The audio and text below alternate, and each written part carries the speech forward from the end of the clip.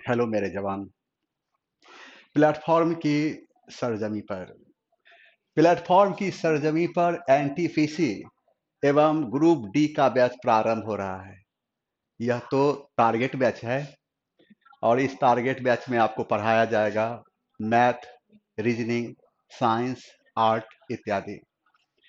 रही बात हमारी, तो हम कहने के लिए तो ये टारगेट बैच है, हम इसे पढ़ाएंगे फाउंडेशन की तरह। इतिहास हम फाउंडेशन की तरह ही पढ़ाते हैं। अगर कोई मेरा जवान होगा तो वह हमें समझता होगा, कभी महसूस भी किया होगा। जो भी इतिहास हम पढ़ाएंगे पूरा का पूरा हम याद करवा देंगे, कोमा फुल स्टॉप तक, कहीं कोई दिक्कत नहीं होगी। रही हमारी बात, तो आपको हम इंडियन हिस्ट्री पढ़ाएंगे। इंडियन हिस्ट्री को 3 भागों में बांटा गया है: एंशियंट हिस्ट्री, मेडिवल हिस्ट्री और मॉडर्न हिस्ट्री। एंशियंट हिस्ट्री का सफर जब आप मेरे साथ तय करेंगे तो हम आपको ले चलेंगे सिंधु सभ्यता की धरती पर, और जहां पर बताएंगे, ए मेरे जवान, ये अपनी देश की पहली सभ्यता थी। इस तरह का प्राचीन भारत का इतिहास का सफर जारी रहेगा। तो हम आपको ले चलेंगे वैदिक सभ्यता की धरती पर, और जहां पर खड़ा होकर बताएंगे वेद का अर्थ होता क्या है। प्राचीन भारत के इस सफर में हम आपकी मुलाकात महावीर स्वामी, महात्मा बुद्ध से कराते हुए हम मौर्य साम्राज्य की धरती पर ले जाएंगे। मौर्य साम्राज्य की धरती पर हम आपकी मुलाकात चंद्रगुप्त मौर्य से कराएंगे। और चंद्रगुप्त मौर्य के गुरु का नाम चाणक्य था, यानी चंद्रगुप्त मौर्य के गुरु का नाम चाणक्य था। जब चंद्रगुप्त मौर्य को पता चला कि हमारे गुरु चाणक्य को किसी ने अपमानित किया, तो चंद्रगुप्त मौर्य क्रोध में आकर धनुष उठा लिया था, उसका नाम बताओ वरना इस धरती में आग लगा देंगे। इस तरह का सफर जारी रहेगा। तो हम आपको मध्यकालीन भारत की धरती पर ले जाएंगे, और मध्यकालीन भारत की धरती पर हम आपकी मुलाकात मोहम्मद बिन कासिम महमूद गजनबी, मोहम्मद गोरी से कराते हुए हम आपको मुगल राजवंश की ओर ले जाएंगे। और मुगल राजवंश की धरती पर हम आपकी मुलाकात बाबर, हुमायूं, अकबर, जहांगीर, शाहजहां, औरंगजेब से कराते हुए हम आपको पेशवा राजवंश की ओर ले जाएंगे। पेशवा बाजीराव प्रथम ही था जिसने मुगलों की ओर इशारा करते हुए कहा था, आओ हम पुराने वृक्ष के तने पर प्रहार करें, शाखाएं तो अपने आप गिर जाएंगे। हमारे प्रयास से मराठा साम्राज्य का पटाखा हिमालय के झरने से लेकर कन्याकुमारी तक लहराएंगे। इस तरह का सफर जारी रहेगा। तो हम आपको ले चलेंगे आधुनिक भारत की धरती पर। आधुनिक भारत की धरती पर हम आपकी मुलाकात कराएंगे महात्मा गांधी से, और बताएंगे वह कौन सी हालात थी जो गांधी का दिल टूटा और गांधी ने कहा था, अंग्रेज तुम भारत छोड़ो, डू और डाई। इस तरह का सफर जारी रहेगा। तो हम आपकी मुलाकात महान क्रांतिकारी राम प्रसाद बिस्मिल से कराएंगे। राम प्रसाद बिस्मिल ने आसमान में चलाई मौजर, और मौजर से निकली गूंज, और गूंज में थी एक आवाज, सरफरोशी की तमन्ना, सरफरोशी की तमन्ना अब हमारे दिल में है, सरफरोशी की तमन्ना अब हमारे दिल में है, देखना है जोर कितने इन बाजुए कातिल में है, वक्त आने दे, वक्त आने दे, बता देंगे तुझे आसमां, हम अभी से क्या बताएं क्या हमारे दिल में है। ठाए ठाए इतनी राउंड गोलियां चली कि आसमान में अंधेरा छा गया, ना जाने सूरज कहां छुप गया। अंग्रेजी सरकार दस्तक में आ गई। भारत के नौजवानों ने क्रांति का रास्ता अपनाया है, अब हमें भारत छोड़ना होगा। इस तरह के आधुनिक भारत का सफर जारी रहेगा। तो हम आपकी मुलाकात महान मुस्लिम क्रांतिकारी अशफाक उल्लाह खां से कराएंगे। अशफाक उल्लाह खां को देखती अंग्रेजी सरकार चीखते हुए बोली थी, यह अशफाक उल्लाह खां, इससे बड़ा देशभक्त कोई नहीं। जब इंसान को मैं पकड़ा, इसके शरीर पर चलाया था खंजर, इसके शरीर से खून निकल रहे थे, बल बल लटकाओ इसे फांसी पर। जब अशफाक उल्लाह खां को कॉलर पकड़कर फांसी के फंदे करीब लाया गया तो सैकड़ों की संख्या में भारत के नौजवान रोने लगे। अशफाक उल्लाह खां ने कहा था, ए मेरे वीर जवानों, हमारी जिंदगी की अंतिम विदाई आंसू से नहीं मुस्कुरा कर करो। यह कहकर अशफाक उल्लाह खां ने फांसी के फंदे को चूमा, अंग्रेजी सरकार को लड़काते हुए कहा था, डरो दीवार पे, दरो दीवार पे हसरत की नजर करते हैं, दरो दीवार पे हसरत की नजर करते हैं, खुश रहो अहले वतन, अब हम तो सफर करते हैं। इस तरह का सफर जारी रहेगा। तो हम आपकी मुलाकात नेताजी सुभाष चंद्र बोस से कराएंगे। जब किसी देश की धरती करोड़ों साल इंतजार करती है, तो उस देश की धरती पर नेताजी सुभाष चंद्र बोस जैसे शख्सियत का जन्म होता। सुभाष चंद्र बोस आजाद हिंद फौज के कमान को संभालते हुए कहा था, you give me blood I will give you freedom, तुम मुझे खून दो मैं तुम्हें आजादी दूंगा। जय हिंद दिल्ली चलो की नारा देकर भारत की धरती में जान फूंक दिया था। सुभाष चंद्र बोस ने आजाद हिंद फौज के कमान को संभालते हुए गाया था, कदम से कदम बढ़ाए जा, खुशी के गीत गाए जा, ये जिंदगी है कौम की, इस कौम पे लुटाए जा। मेरे जवान, होगी इतिहास की बारिश, जिसमें भीगेंगे आप, भीगेंगे हम, देखेगी सारी दुनिया। अगर आपको हमारी बात पर यकीन नहीं तो इस प्लेटफॉर्म की इमारत से पूछो, यहाँ की वादियों से पूछो, यहाँ की तन्हाइयों से पूछो, यहाँ की फिजाओं से पूछो। जहां भी टच करोगे एक ही नाम निकलेगा, शहंशाह, शहंशाह, शहंशाह। इस प्रकार इस कड़ी में एनटीपीसी और ग्रुप डी की बात को ध्यान में रखते हुए हम आपके लिए एक चैप्टर लेकर आए हैं जिसका नाम है चौहान राजवंश। चौहान राजवंश पर हम आज तक कभी डेमो नहीं दिए, सिर्फ हम आपके लिए लाए। जहां तक सवाल है चौहान राजवंश की, चौहान राजवंश की स्थापना एक राजा ने किया था जिसका नाम वासुदेव था। चौहान शासकों की राजधानी अजमेर थी। अजमेर का निर्माण चौहान वंश के शासक अजय राज ने किया था। चौहान राजवंश के शासक बिगड़ाराज चतुर्थ को इतिहास में हम बिसल देव के नाम जानते हैं। बिसल देव ने हरिकेली जैसे नाटक की रचना की थी। हरिकेली जैसे नाटक का कुछ अंश 2.5 दिन के झोपड़ा नामक मस्जिद के दीवारों पर अंकित मिलता है। इस प्रकार 2.5 दिन के झोपड़ा नामक मस्जिद अजमेर में स्थित है। 2.5 दिन के झोपड़ा नामक मस्जिद का निर्माण गुलाम वंश के संस्थापक कुतुबुद्दीन ऐबक ने किया था। गुलाम राज, जब हम बात करते हैं चौहान राजवंश की, चौहान राजवंश का अंतिम सबसे महत्वपूर्ण शासक पृथ्वीराज चौहान थे। पृथ्वीराज चौहान को इतिहास में हम पृथ्वीराज चौहान तृतीय एवं राज पिथौरा के नाम से भी जानते हैं। पृथ्वीराज चौहान के शासनकाल में, पृथ्वीराज चौहान के शासनकाल में हुआ यह था, पृथ्वीराज चौहान के शासनकाल में, इसको हटाइए, पृथ्वीराज चौहान के शासनकाल में मोहम्मद गोरी ने, पृथ्वीराज चौहान के शासनकाल में मोहम्मद गोरी ने, पृथ्वीराज चौहान के शासनकाल में मोहम्मद गोरी ने, पृथ्वीराज चौहान के शासनकाल में, जब कोई बात नहीं, आप इसको ठीक कीजिए।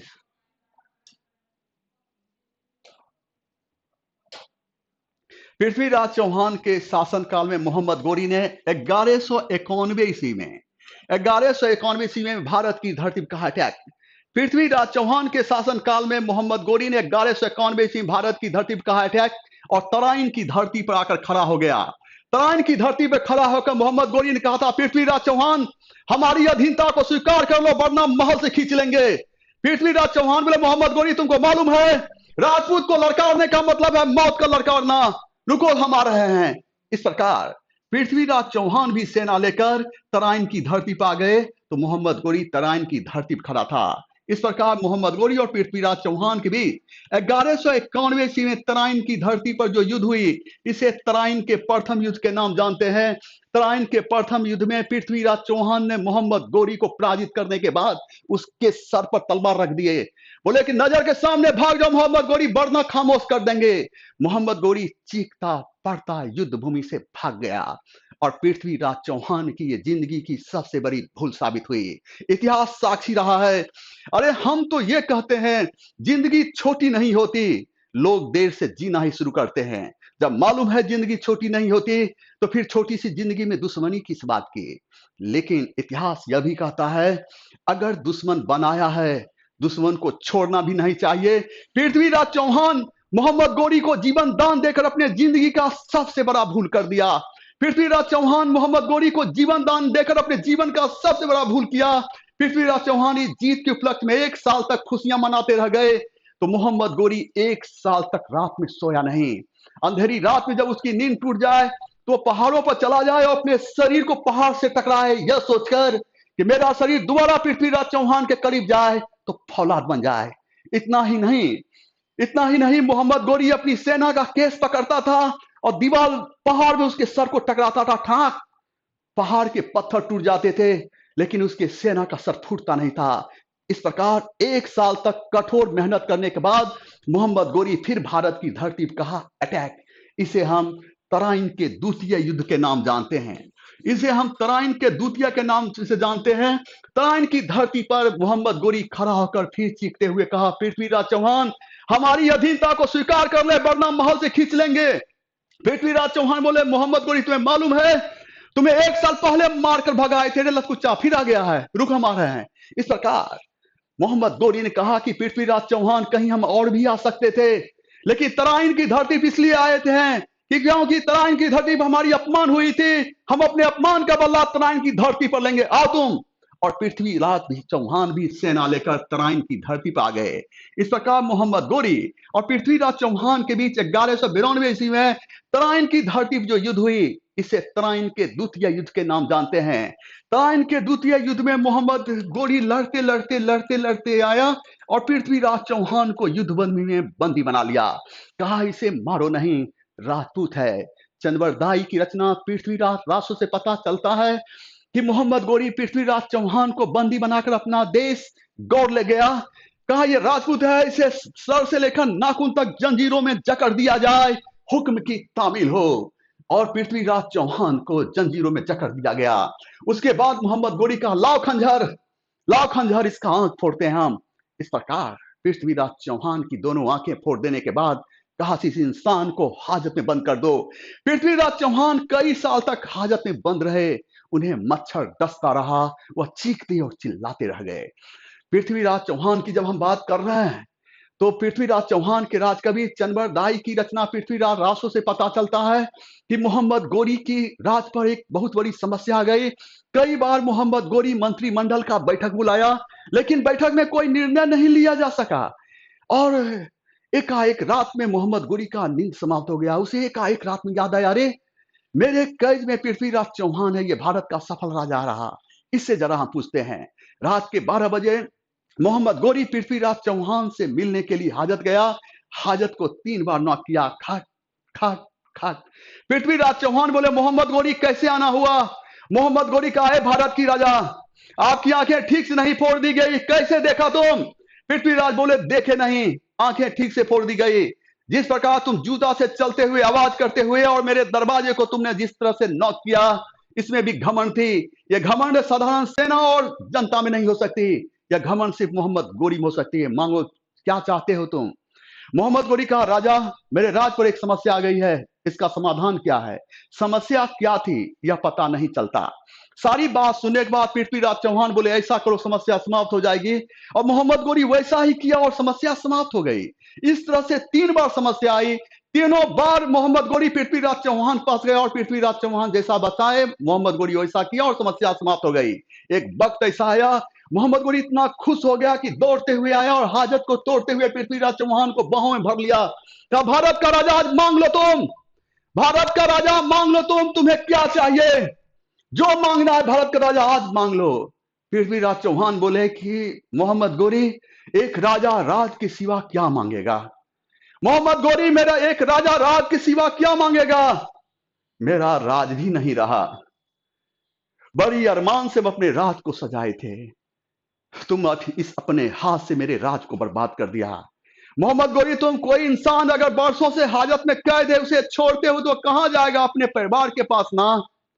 मोहम्मद गोरी इस दुनिया में मेरा कोई नहीं है, अपने हाथ से तुम मेरे परिवार को बर्बाद कर दिया।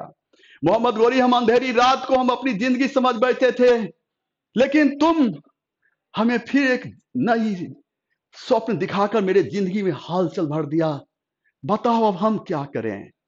मोहम्मद गोरी पृथ्वीराज चौहान के दोनों कंधा पकड़कर झकझोरते हुए कहा भारत का राजा इतना कमजोर मत बनिए, इंसान जहां से जिंदगी की शुरुआत करे वहीं से जिंदगी की शुरुआत हो जाती, फिर से आप जिंदगी की शुरुआत करें, हर कदम पर हम आपके साथ हैं।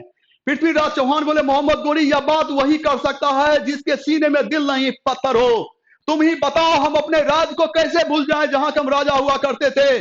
बताओ हम उस परिवार को कैसे भूल जाएं जो मेरा इंतजार करता था? हाँ मोहम्मद गोरी, हाँ हमें भारत की धरती से मोहब्बत है, मोहब्बत है, मोहब्बत है, लेकिन मैं भारत नहीं जा सकता क्योंकि भारत की धरती एक अंधे को राजा के रूप में स्वीकार नहीं करती। मांगने की बात करते हो तो हम तुमसे यही मांगते हैं, तुम मेरे साथ तलवार युद्ध करो। मोहम्मद गोरी का आप मेरे साथ तलवार युद्ध करेंगे? आंख तो है ही नहीं। पृथ्वीराज चौहान बोले तो क्या हुआ? हवा चलती है तो क्या तुम्हारी आंख देखती है? एहसास बताती हवा चल रही है। जब तुम मेरी ओर तलवार चलाओगे हवा की झोंका से हम समझ जाएंगे तलवार मेरी ओर चली है। मोहम्मद गोरी कहा वाह भारत का राजा, वाह क्या योद्धा हैं आप। ये जनाब हवा की झोंका समझ जाएंगे तलवार किधर चली है, लेकिन आप युद्ध कैसे करेंगे? ये राज हमारी है, यहाँ की सेना हमारी है, यहाँ की जनता हमारी है। आप मेरे साथ युद्ध करेंगे तो सारे लोग आपको नोच नोच कर मार डालेंगे। एक काम करते हैं, हम आप और आपका राजकवि चंद्रवरदाई एक ऐसे जगह जाते हैं जहां तीन के अलावा चौथा कोई नहीं होगा। इस प्रकार पृथ्वीराज चौहान और मोहम्मद गोरी एक पहाड़ी इलाका पे आते हैं जहां पर दूर दूर तक इंसान तो क्या, पशु पक्षी भी नहीं दिखाई देता। और दोनों के बीच जब तलवार युद्ध होती है तो ये तलवार की खनक सुनकर ना जाने पहाड़ कहां छुपना चाहती थी, कहां पिघलना चाहती थी। जब मोहम्मद गोरी पहाड़ के नीचे गिरने लगता था तो पृथ्वीराज चौहान आगे बढ़कर मोहम्मद गोरी को रोक लेते थे। और जब जब पृथ्वीराज चौहान नीचे गिरने लगते थे तो मोहम्मद गोरी आगे बढ़कर तलवार के बल पर पृथ्वीराज चौहान को रोक लेता था।